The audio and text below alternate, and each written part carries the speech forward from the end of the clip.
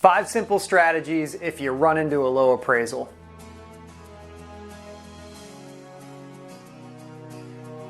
I'm Tim Peirce with the Peirce Group. Today I want to talk to you about low appraisals and how you can handle them. I've got 5 simple strategies that you can employ if you run into a low appraisal.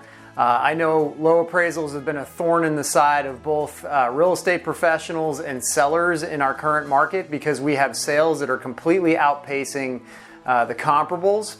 And so what do you do if you run into a low appraisal? Well, running into a low appraisal is really challenging because it's kind of like trying to renegotiate with the ref after they've made the call.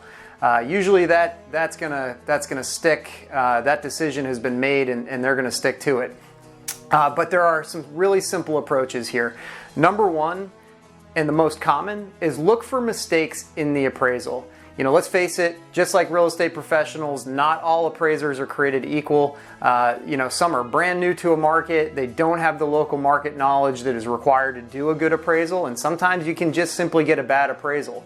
Things to look for, really simple. Square footage inaccuracies, you know, beds and baths that are incorrect.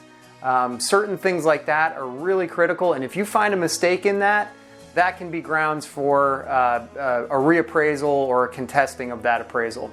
So that leads us to number 2. You can ask at that point for a reconsideration of value, and you've got to have a basis for asking for a reconsideration of value. Inaccuracies in the appraisal are the best proof to get a reconsideration of value, and common repeat offenders that can actually get this done are simple things like not accounting for any financing or special concessions in the contract, miscalculation of gross living area, you know, poor analysis of comparable sales, so maybe just using bad comparables could be part of this. Number 3 is, at that point, you could also request a new appraisal. This can be challenging because oftentimes, you know, the responsibility to pay for this appraisal is going to be on the buyer side. Now, you could always offer to pay for that potentially, but this oftentimes could put the sale, this could grind the sale right to a halt, which is, I'm sure, not what you want to do. The most common, number 4, is to simply renegotiate with the buyer. And the goal here is to find some middle ground. You know, maybe the buyer might be willing to come up a little bit and come up with a little bit more cash, even though the loan to value has been affected by this.